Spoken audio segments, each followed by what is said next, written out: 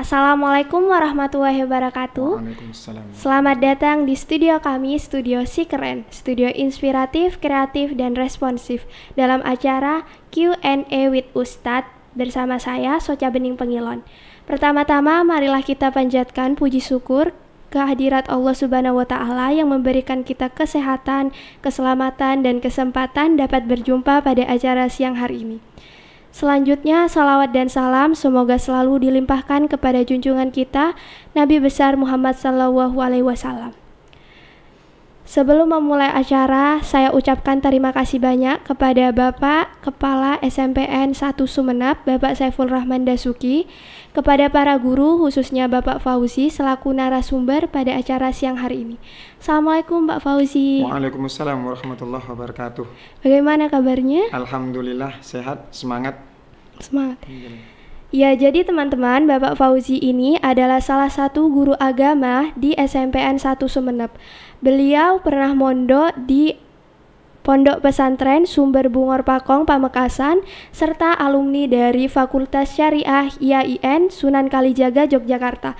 Jadi beliau ini bukan orang sembarangan yang tentunya sudah memiliki kapasitas untuk menjawab pertanyaan dari teman-teman semua. Baiklah, mungkin sebelum memulai acara, Pak Fauzi bisa menyampaikan mau'idah hasanah seputar Ramadan kali ini. Baik, bismillah, assalamualaikum warahmatullahi wabarakatuh.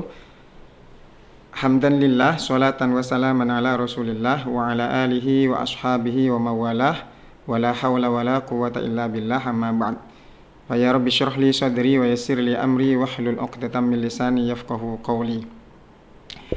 Ramadan. Dalam surah Al-Baqarah ayat 183, Allah sangat tegas mengatakan, berfirman bahwa tujuan utama atau the aim goal dari berpuasa ini, ibadah berpuasa ini adalah untuk membentuk karakter takwa di setiap diri muslim-muslimah. Tentu ukuran seseorang dikatakan berhasil atau tidak dari terbentuknya karakter takwa tadi itu. Takwa dalam arti yang seluas-luasnya. Jadi orang-orang ketika melakukan ibadah puasa kemudian ketakwaannya meningkat dalam menjalankan perintah-perintah Allah, dia lebih maksimal, lebih dilipat gandakan lagi, dan juga ada usaha keras, usaha maksimal untuk kemudian semakin menjauh dari yang dilarang oleh Allah. Disitulah letak berhasilnya ibadah puasa seseorang. Tapi sebaliknya, ketika seseorang melakukan ibadah puasa tapi tidak meningkatkan ketakwaannya, menjalankan ibadah sama dengan hari-hari sebelumnya, atau bahkan mungkin tambah berkurang, tambah merosot kualitasnya, dan juga semakin hobi mungkin melakukan hal-hal yang dilarang oleh Allah, kemaksiatan-kemaksiatan, bisa jadi itu menjadi ukuran bahwa seseorang tidak berhasil melakukan ibadah puasa. Jadi firman Allah, ya ayyuhalladzina amanu kutiba alaikumussyam kama kutiba alal ladzina min qablikum la'allakum tattaqun. Jadi jelas puasa ini diperintahkan, diwajibkan, akhir dari tujuannya adalah membentuk orang-orang yang bertakwa. Ya. Demikian mungkin sekilas dari apa yang bisa saya sampaikan seputar ibadah puasa di bulan Ramadan ini. Ya. Jadi tujuan puasa itu untuk meningkatkan ketakwaan ya teman-teman. Selanjutnya di sini saya sudah mengumpulkan beberapa pertanyaan dari teman-teman yang ikut berpartisipasi bertanya dalam IG Box SMP 1 Sumeneb. Pertanyaan pertama datang dari M. Rehan Abdillah. Bolehkah menangis ketika sedang berpuasa? Ya, menangis. Menangis itu banyak sekali alasan dibalik tangisan itu. Secara umum, tangisan apapun alasannya itu tidak akan pernah membatalkan puasa. Jadi puasa tetap sah ketika seseorang menangis dengan alasan apapun. Cuman kalau kemudian dikerucutkan lagi, menangis ini ada yang menangis mubah, menangis ya boleh sih menangis dan tidak mendatangkan siksa atau tidak mendatangkan pahala. Jadi tangisan-tangisan biasa seperti jatuh misalkan, atau dijubit temannya, nangis misalkan, ya, itu tidak mendatangkan pahala dan juga tidak mendatangkan dosa, dan itu juga tidak membatalkan puasa. Tapi juga ada tangisan-tangisan orang-orang khusus, orang yang menangis mungkin karena menyesal melakukan dosa, melakukan maksiat kepada Allah, menangis mungkin ketika melihat orang yang kurang mampu, ya. Jadi sehingga di hatinya terenyuh melihat orang-orang yang tidak mampu, orang-orang yang berkekurangan, menangis mungkin karena melihat kebesaran Allah, itu justru mendatangkan pahala ya.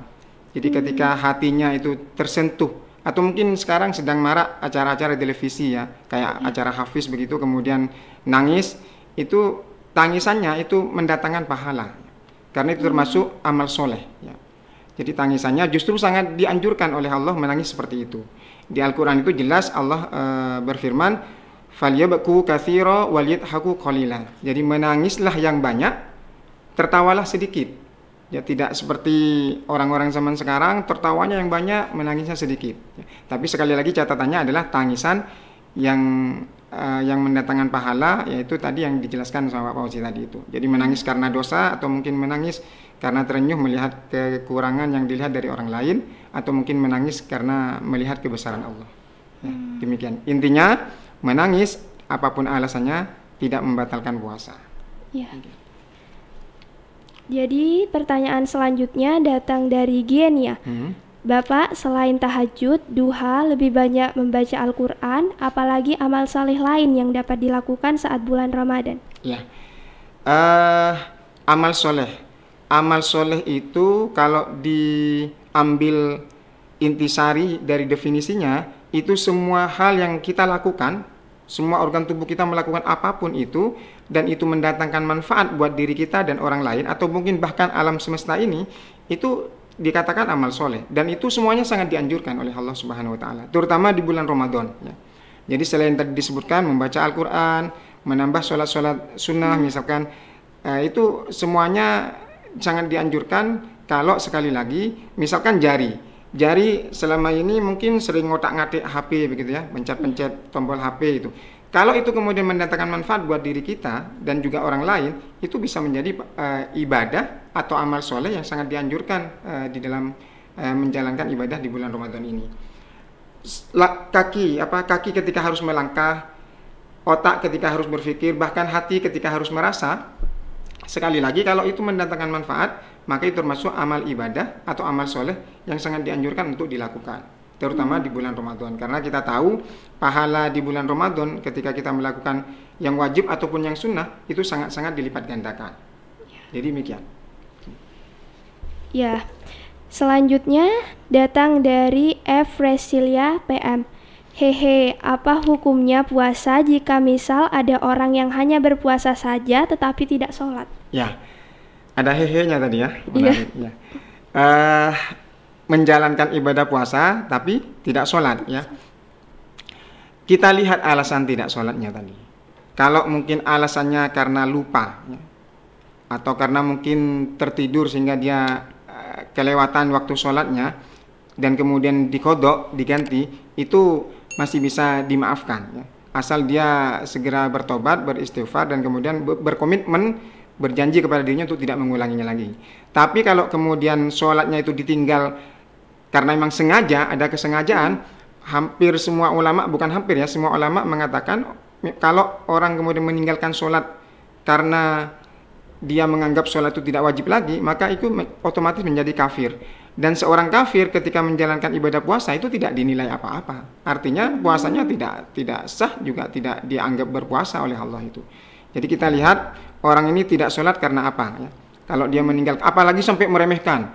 Kan ada anak-anak sekarang kadang-kadang ngapain sholat, kan besok masih ada. Gitu. Sampai begitu, itu otomatis ulama mengatakan itu sudah kafir dengan sendirinya. Dan sekali lagi saya ulangi, seorang kafir ketika menjalankan ibadah apapun, amal soleh apapun, termasuk puasa ini, maka puasanya tidak sah, tidak diterima oleh Allah Subhanahu Wa Taala. Seperti itu, Mbak. Ya. Selanjutnya pertanyaan dari Rehan Kodri, Ustadz, apakah boleh kita berenang pada saat puasa? Ya. Berenang pada dasarnya tetap dibolehkan, apalagi memang ada perintah Rasulullah ya untuk kita belajar renang, berkuda itu ya, itu memang ada nasnya dari Rasulullah, dianjurkan. Cuman memang di bulan Ramadan ini untuk kehati-hatian ya. Sebenarnya berenang nggak apa-apa, asal jangan berenang niatnya agar airnya masuk itu, atau dia berenang agar dia bisa minum di dalam air itu otomatis batal kalau memang sudah diniatkan. Tapi kalau misalkan berenang dan tidak sengaja kemudian menghirup air atau air masuk melalui telinganya, itu nggak apa-apa, asal tidak sengaja ya. Tapi kalau dari awal sudah diniatkan, saya pengen berenang agar nanti bisa minum di dalam air itu, atau pura-pura lupa itu. Kalau dia berpuasa, pura-pura ya, itu batal puasanya. Tapi kalau memang berenang dan tidak sengaja, kemudian air masuk atau dia menghirup air lewat mulut atau hidung, itu nggak apa-apa. Puasanya tetap sah dan bisa dilanjutkan sampai maghrib. Jadi sekali lagi, berenang pada intinya dibolehkan, bahkan tetap sangat dianjurkan karena itu termasuk olahraga yang bisa mendukung kuatnya dia melaksanakan ibadah puasa. Tetap harus hati-hati ya. Dan selanjutnya pertanyaan dari Dwi Irzan. Mau tanya, bolehkah sahur pada saat azan subuh sudah berkumandang karena baru bangun? Ya, sahur itu memang ada batas akhir. Kapan seseorang yang sedang menjalankan ibadah puasa itu boleh sahur. Batas akhirnya ketika azan dikumandangkan.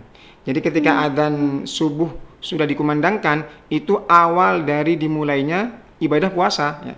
Dan apapun alasannya, baik karena tertidur ya, karena mungkin begadang sehingga dia tidak sempat sahur, dan ketika bangun sudah kumandang azan subuh, itu sudah tidak boleh lagi tidak boleh lagi sahur, makan ataupun minum. Nyicip misalkan, nyicip aja itu bisa membatalkan. Jadi sekali lagi, minum dan makan apapun alasannya ketika azan subuh sudah dikumandangkan itu tidak boleh.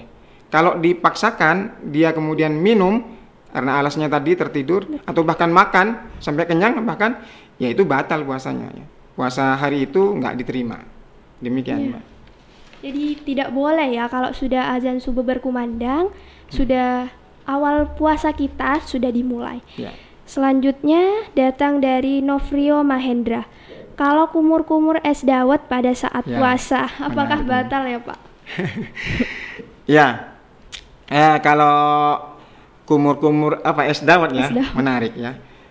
Ada ya yang kumur-kumur es dawet ya? Ada ya Mbak ya? Ada.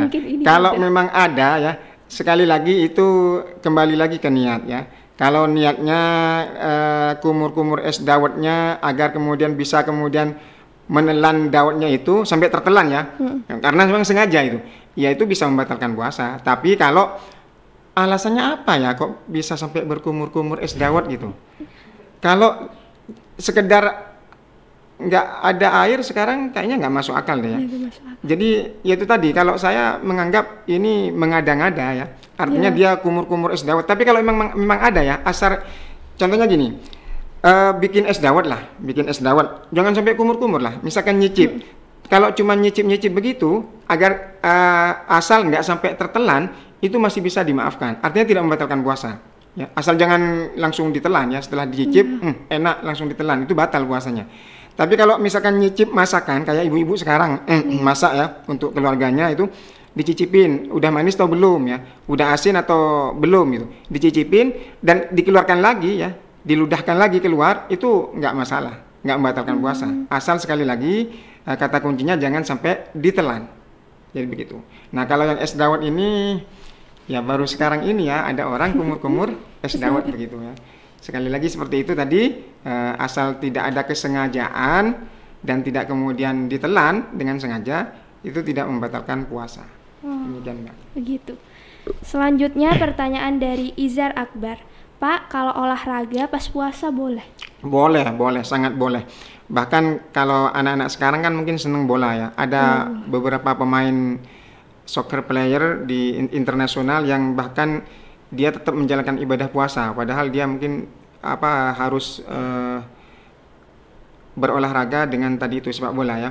Tapi semua jenis olahraga apapun, kalau kemudian itu bahkan bisa mendukung dia kuat dalam menjalankan ibadah puasa, itu justru sangat dianjurkan. Tapi begini, olahraga tadi dengan catatan jangan terlalu berlebihan ya. Artinya ketika berlebihan kemudian dia merasa haus dan sangat lapar, nah itu kan bisa mengurangi dia menjalankan ibadah puasa tidak maksimal lagi karena alasannya ya lemas, mungkin capek atau mungkin lapar dan haus itu tadi itu, sehingga ibadah-ibadah yang lain kemudian menjadi tidak dilakukan gara-gara berlebihan menjalankan olahraga tadi. Tapi kalau olahraga ringan hanya sekedar ingin menyehatkan tubuh agar segar, itu beraktivitas ibadah yang lain bisa semakin semangat, itu sangat dianjurkan justru olahraga tadi itu. Demikian. Jadi asal jangan berlebihan dan tergantung sekuatnya kita olahraga Ya. gitu ya. Dan selanjutnya pertanyaan dari Bilai. Adakah kegiatan yang kita lakukan secara tidak sadar dapat membatalkan puasa? Contohnya apa? Kegiatan yang tidak sadar dilakukan dan kemudian membatalkan puasa. Contohnya? Tidak sadar. Kumur-kumur misalkan ya. Kumur-kumur tidak sadar kemudian tertelan. Atau sikat gigi. Ya, sikat gigi tanpa tidak sadar itu kan tanpa ada kesengajaan berarti ya. Iya. Tidak sadar, tidak sengaja, kemudian tertelan itu nggak apa-apa ya. Asal benar-benar dalam kondisi tidak sadar, tidak sengaja ya. Tapi kalau dia sadar betul dan tahu bahwa itu bisa membatalkan puasa, tapi juga dilakukan, itu juga ya membatalkan puasa ya.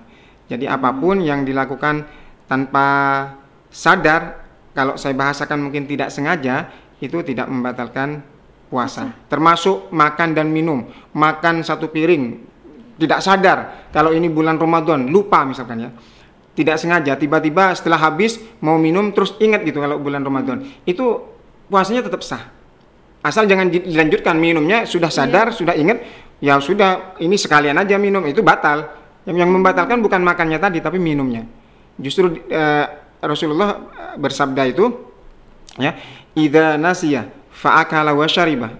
Ketika seorang hamba yang melakukan ibadah puasa dia makan dan minum ya, falyutimma shaumahu, maka sempurnakanlah puasanya, artinya lanjutkan sampai nanti waktu berbuka tiba begitu ya. Apa terus kemudian kata Rasulullah itu fa innama at'amahu Allahu wa saqahu, bahwasanya Allah lah yang memberikan makan dan memberikan minuman kepadanya. Jadi seakan-akan tuh ya Allah yang memberikan makan dan minum kepadanya, itu kepada yang orang yang tadi tidak sengaja melakukan makan dan minum. Ya. Tapi asalnya tadi itu syaratnya, catatannya jangan dilanjutkan ketika dia sudah sadar dan ingat kalau ini atau dia sedang berpuasa. Itu intinya. Ya. Selanjutnya pertanyaan dari Picak. Assalamualaikum Pak, apakah benar ya jika kita lebih sering tertidur saat puasa nilai pahala kita berkurang?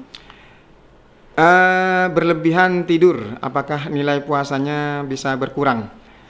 Kalau kemudian sepanjang hari dia tidur dan niatnya untuk kemudian bangun dan bisa berbuka, itu bisa sangat mengurangi nilai puasa. Tapi tidak membatalkan loh ya, hanya mengurangi pahala dan nilai puasanya. Karena kalau dia tidur terus, otomatis kan nggak melakukan ibadah apapun ya. Tapi kalau misalkan dia tidur sekedarnya saja, hanya untuk biar badannya merasa segar kembali, merasa fresh dan semangat muncul lagi untuk menjalankan ibadah-ibadah yang lain seperti membaca Al-Quran, melakukan sholat-sholat sunnah, berinfak dan lain sebagainya, itu sangat dianjurkan. Tapi syaratnya jangan sampai semua aktivitas ibadah yang lain tidak dilakukan hanya karena tidur menunggu waktu buka tiba. Ya. Nah, itu yang menjadi catatannya. Ya, terima kasih Bapak Fauzi atas ilmunya yang diberikan pagi hari ini, siang hari ini maksud saya ya. Iya, sama-sama. Jadi teman-teman tidak bingung lagi ya karena sudah dijawab. Sekali lagi terima kasih banyak atas waktunya Pak Fauzi. Sama-sama, makasih. Terima kasih untuk semuanya. Mohon maaf untuk pertanyaan-pertanyaan yang belum terjawab. Bisa ditunggu di episode selanjutnya. Tetap stay tune di channel kita. Dan saya, Socha Bening Pengilon, selaku pembawa acara menyampaikan Mon serena serekoning, rokok opat atau les merah, mon serena kaula taoning, salah lopot nyon sapora. Wassalamualaikum warahmatullahi wabarakatuh. Waalaikumsalam warahmatullahi wabarakatuh.